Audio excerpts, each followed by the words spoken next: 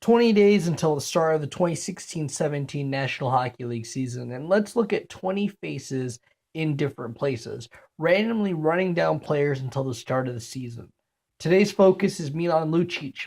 Lucic joined the Oilers in the offseason after playing with the Los Angeles Kings in the 2015-16 season.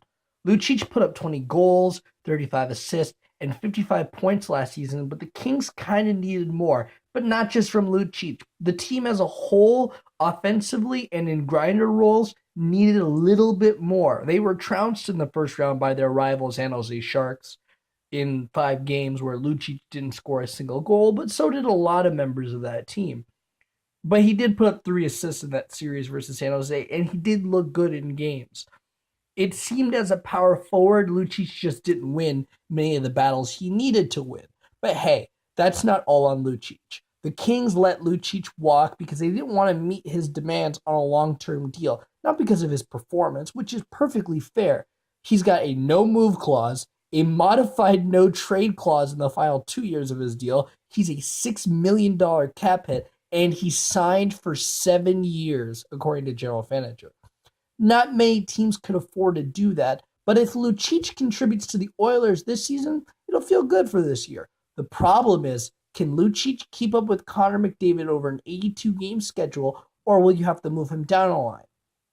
Lucic took 21.2 shifts per game last season, which was tied for 179th in the National Hockey League, while McDavid took 22.9, which isn't much bigger, but that's tied for 99th in the league, and McDavid should be getting more shifts this year.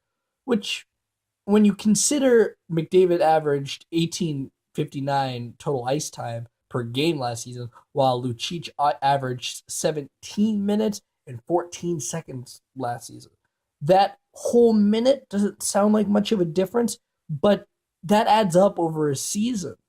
And hey, you're probably thinking to yourself, Lucic was a second line player last year for most of the year with Tyler Toffoli and Jeff Carter.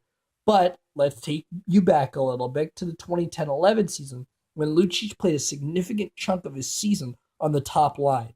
He only took 19.5 shifts per game. And that's when he was a 30-goal scorer and 22 years old. Okay.